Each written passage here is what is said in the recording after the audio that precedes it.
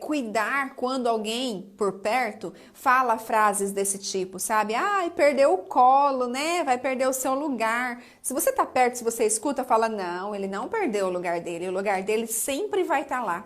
Esse vai vir no outro lugar, que é o lugar desse. Então ninguém tira ninguém de lugar nenhum. Cada um tem o seu espaço. E o coração de mãe sempre cabe mais um, né? Então pode ter 30 filhos, que cada um vai ter o seu lugar. Nenhum substitui o outro. Então não permita que pessoas falem isso para os seus filhos mais velhos, para que eles não se sintam excluídos com a entrada de um outro filho. Certo? Isso pode ser no primeiro, no segundo, no terceiro, no quarto, não importa o número. Mas sempre fique atenta com esse tipo de comentário, porque isso prejudica, vai implantando lá no inconsciente. Claro que a criança nem vai lembrar disso depois, mas quando acontecer uma situação, vai puxar a memória. Ele não lembra, mas vai vir aquela sensação, poxa vida, tô mesmo perdendo meu espaço, tô mesmo perdendo meu lugar, tá? Então são palavrinhas bobas, né? Bobas, mas que fazem grande diferença. Segunda dica, promover ao longo do crescimento dos filhos espaço de convívio e atividades juntas. O que é isso? Colocar os dois para lavar uma louça juntos, os dois já têm idade, já podem dividir uma atividade, põe os dois para fazer. É aniversário do mais velho? Leva o mais novo para comprar um presente para ele. Põe o mais velho para comprar um presente para o mais novo. Sabe? São ações. Pode parecer boba, mas faz grande diferença na vida deles. Para eles entenderem que eles são uma equipe, que eles precisam crescer com aquela colaboração, com aquela cooperação entre os dois, sabe? Que os dois vão se ajudar. É bom que tenham espaço, cada um dormir num quarto, mas é legal também, por um tempo, colocar os dois no mesmo quarto, para eles aprenderem a fazer companhia um para o outro. Aqui em casa são 7 anos de diferença. Então, eu vejo que é grande a diferença, mas eles brincam muito ainda, juntos. Brigam também, mas eu acredito que brinca mais do que briga. Ou será que briga mais do que brinca? Não sei, gente, eu acho que é meio equilibrado o negócio. Eles realmente têm grandes conflitos, mas se amam, se amam. Se você vê o mais novo defendendo o mais velho, é a coisa mais linda de ver. Enfim, do jeito deles, eles se entendem, né? E então entender que os dois precisam ter espaços para crescer junto. Ah, mas eles brigam, então vou separar. Não, não faça isso. Coloque os dois juntos para eles aprenderem a conviver. Se você separa, você vai estar distanciando os dois. E depois não adianta reclamar que eles não têm uma amizade. Terceira dica, valorize a diferença entre os irmãos para que eles se sintam bem com suas características e também aceite as diferenças do outro. Então, para eu não julgar, para que eles não se julguem e se respeitem ao longo da vida, nós precisamos fazer isso primeiro, como pais. Então, tipo, um pode ser muito bom em matemática, o outro não é bom em matemática. Eu não vou ficar comparando, por que você não é igual ao seu irmão? Cara, não, eu tenho certeza que ele tem outras qualidades. Outras coisas que eu posso elogiar também. Então, entender que eles não são iguais. Embora tenham nascido dos mesmos pais, tenham tido a mesma criação, são pessoas diferentes e que enxergam com os próprios olhos. Lembra que eu falei lá no começo? Cada um enxerga através da sua lente de interpretação. Cada um vai ver uma vida, mesmo morando na mesma casa. Então, é muito importante que a gente entenda que as pessoas não são iguais, nem os nossos filhos. E se a gente começar a comparar, a gente vai criar problema pra eles, não é pra gente, é pra eles. Um vai ficar pegando raiva do outro, por que essa bendita dessa pessoa é tão perfeita? Só pra minha mãe ficar atacando na cara meus defeitos, sabe? Então isso é negativo, certo?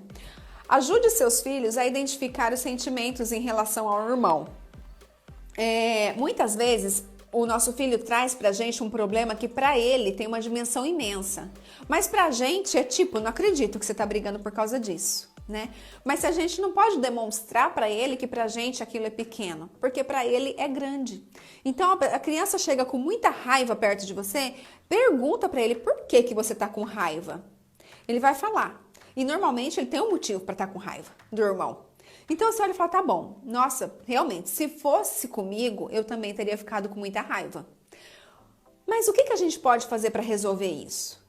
Eu tenho uma experiência, só que eu não me recordo muito bem de como foi o fato. Foi lá, a gente morava lá em Palmas ainda, E eu lembro que o mais velho, o Juan, fez alguma coisa pro Cadu que foi, nossa, uma pisada na bola, assim, que foi realmente uma coisa grave. E na época, pra mim, também foi grave. E aí o Cadu veio chorando pra gente que o Juan isso e aquilo. E eu falei, meu Deus, o que que eu vou fazer para compensar esse menino? Porque realmente foi grave que o Juan mesmo reconheceu que ele tinha feito algo e tinha pisado na bola que não estava certo. Ele reconheceu, então pra você ver que não era fácil. E aí o que eu fiz? Perguntei pro Cadu assim, Cadu, o que que você acha que a gente devia fazer para poder ficar quites aí, tudo isso que aconteceu? Eu queria entender o quanto era para ele aquele problema. Sabe, porque pra mim foi grave. Mas será que pra ele foi tão grave o quanto eu achei? Só que eu não me recordo, gente, qual que foi a situação. Você sabe o que ele falou pra mim? Mãe, eu quero comer alguma coisa que era do Juan.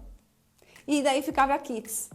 Aí eu olhei e falei, gente, eu não acredito. Eu achei que ele fosse pedir assim, tira o celular dele durante um mês, tira o computador dele pelo menos 15 dias. Eu achei que ele fosse pedir uma punição nesse estilo, pelo menos. Não, ele só pediu para comer alguma coisa lá que o Juan tinha. O Juan não pensou duas vezes, já entregou, porque estava tudo certo. Para ele, aquilo era o suficiente. Mas se eu fosse tomar partido, se eu fosse fazer o que eu achava que eu devia, podia ser que eu estivesse sendo muito injusta. Porque para ele não tinha toda aquela dimensão que eu achei que tivesse. Entende isso? Então, quando a gente tem esse feeling, né, de perguntar, nossa, isso realmente foi difícil, eu no seu lugar também ficaria muito brava. O que você acha que a gente pode fazer para compensar isso? Sabe, se vai fazer ou não, é outros 500, daí você vai negociando com a criança. Mas quando ele fala o que para ele estaria bom, fica muito mais fácil para você tomar um partido justo para as duas partes. E depois de passado tudo, que ele acalmar, que ele estiver tranquilo, pergunta para ele, filho, o que você podia fazer de diferente para que aquilo não acontecesse? Para fazer ele refletir também, porque tudo a gente tem responsabilidade, não tem? A gente atrai aquilo que acontece com a gente. Então é muito importante a gente conscientizar o nosso filho com responsabilidade, sabe? Para ele entender que o irmão mais velho também não tem responsabilidade nas escolhas dele, que ele precisa se responsabilizar pelas coisas dele. E por último, não tome partido das discussões deles, porque é aquela coisa, às vezes um é agressivo e é violento e tal, mas o outro que não foi agressivo é que tem culpa no cartório, né?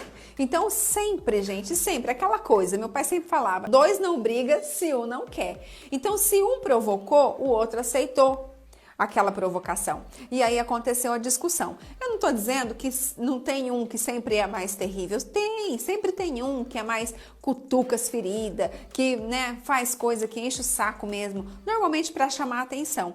Mas, se a gente for ficar dando razão para um e razão para o outro, a gente acaba desequilibrando essa balança. E aí, aquele que acaba sendo injustiçado, porque pode ter certeza que na cabeça dos dois, né, no meu caso aqui, dos dois, os dois estão certos. Se você tiver 10 filhos e tiver uma discussão entre os 10, todo mundo vai achar que está certo, dentro do próprio ponto de vista.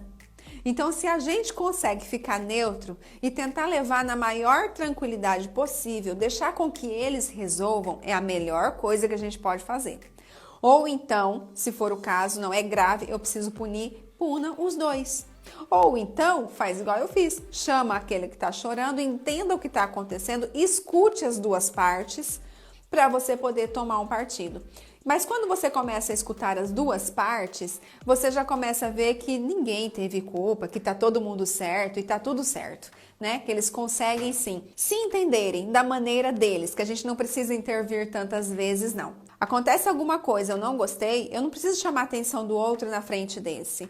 Então, negocia, resolve, depois chama o outro. Fala, então, você fez isso, você acha que estava certo?